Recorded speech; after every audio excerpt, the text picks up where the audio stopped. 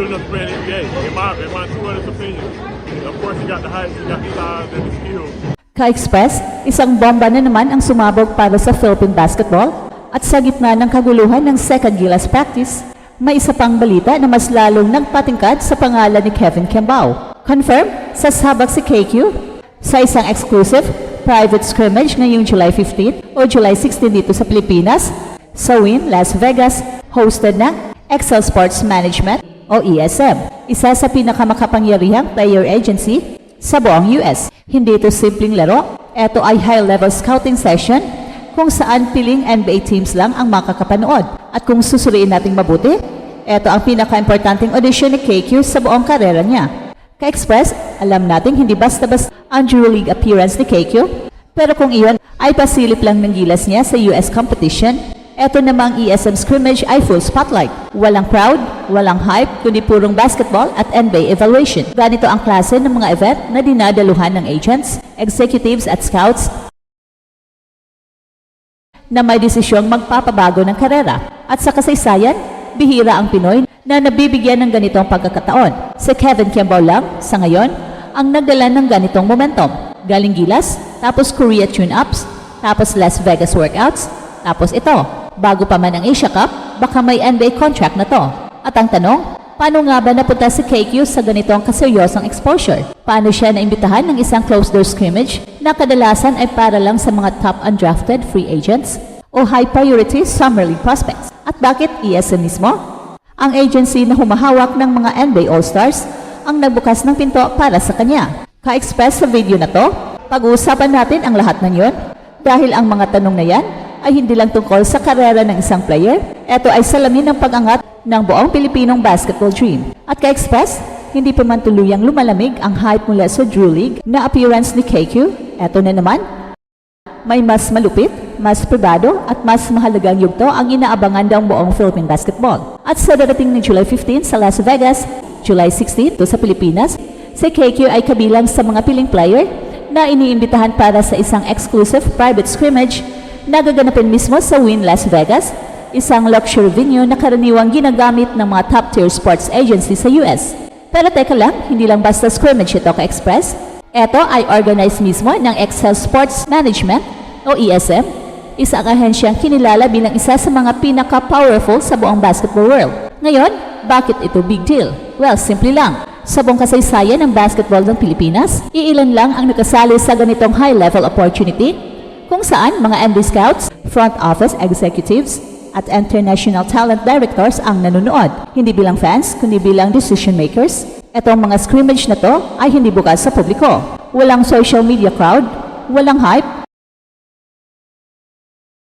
purong skill assessment, work ethic evaluation, basketball IQ test, at higit sa lahat, mental toughness sa ilalim ng pressure na tahimik na napapanood ng mga taong may kapangyarihang pumirma ng kontrata. Kaya isipin mo to ka-Express, habang ang buong Pilipinas ay nakatutok sa ikalawang araw ng Gilas practice, habang si Coach Tim Cone ay naglalatag ng rotation, habang sina Justin Brownlee, Carl Tamayo at AJ Edo ay puspusan sa ensayo, si Kevin Kembao naman sa kabilang panig ng mundo ay hinahasa sa NBA level exposure. Ang tanong ngayon, paano siya nakarating doon? At anong ibig sabihin nito para sa Gilas Pilipinas?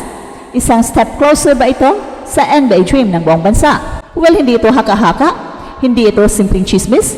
Ayon mismo ng mga lumabas na ulat sa Las Vegas basketball circuits at sa mga close-in observers ng Excel Sports Management, ang scrimmage na ito ay bahagi ng strategic late scouting window ng ilang NBA teams na naghahanap ng mga international talent na pwedeng i-integrate sa Summer League or invite sa preseason camps. At kung si Kevin Kembao ay magpapakita ng parehong dominance na ipinamalas niya sa Korea Tune-Up Games at EuroLeague, baka hindi lang tayo makakita ng tryout invitation, baka diretsong two-way or exhibition contract na ang susunod. Ka-Express, sa dami ng mga players sa buong mundo na gusto makapasok sa NBA, ang mapabilang sa isang ganitong invite-only scrimmage ay patunay na kinikilala na ang talento ng isang Pinoy. At hindi lang basta Pinoy, ito ay produkto ng UAP, produkto ng Gilas, produkto ng bagong henerasyon ng Philippine basketball. Ka-Express, habang ang mga mata ng mga NBA scouts ay nakatutok kay KQ sa Las Vegas, dito naman sa Pilipinas ay patuloy ang tahimik pero seryosong trabaho ng Gilas Pilipinas sa pangunguna ni Coach Tim Cone. At isinasagawa ang kanilang ikalawang Monday closed-door practice ng Gilas Isang session na masasabing turning point na sa pagbuo ng final chemistry para sa darating na FIBA Asia Cup. At kung titingnan mo ang komposisyon ng training pool ngayong araw na to, malinaw ang dalawang kwento, isa tungkol sa presensya at isa tungkol sa mga wala pa.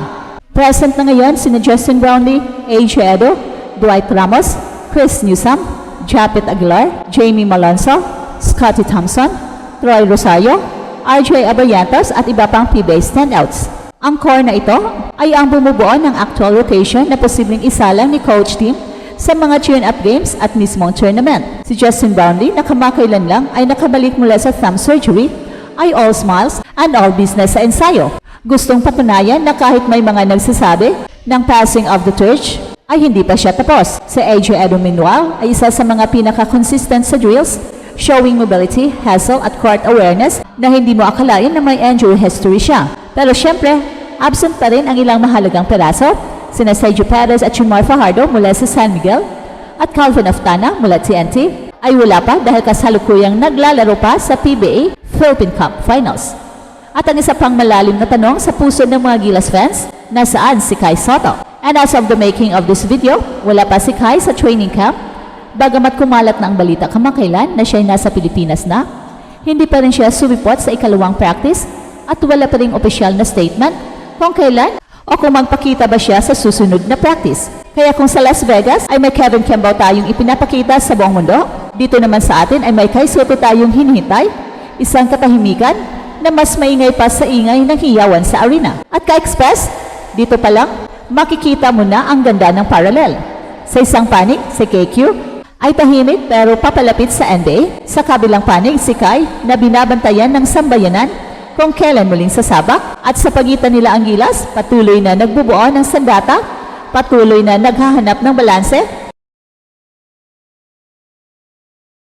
at patuloy na kumakapit sa mga sandigan ng ating pag-asa. Ka-express, habang binabalot ng katahimikan, ang kawalan ng presensya ni Kai sa ikalawang practice ng Gilas, sa kabilang dako ng mundo ay naroon si KQ. Sumisigaw ang pangalan niya sa loob ng closed gym sa Las Vegas habang sinusukat ng mga NBA scouts ang bawat galaw niya. Ito ang dalawang magkaibang eksena na sumasalamin sa hinaharap ng Philippine basketball. Ang isa sinasalubong ng oportunidad at ang isa hinihintay ng pagkakataon. Hindi natin masasabing mas mahalaga ang ginagawa ni KQ kaysa paghihintay kay Kai. Pero ang tanong na gumugulo ngayon sa basketball community ay ito. Sino ang talagang handang sumalo sa responsibilidad ngayon? Si Kevin, sa kabila ng pagod sa Korea, agad tumuloy sa US, dala ang bandera sa likod. Hindi siya nag-announce, hindi siya nagyabang, basta bigla na lang lumutang ang footage. Suot ang number 28 Drew League jersey, tumitira sa harap ng mga NBA eyes. At ito ang Express Info kung saan bawat kwento, ginulat ang mundo. Don't forget to like and subscribe.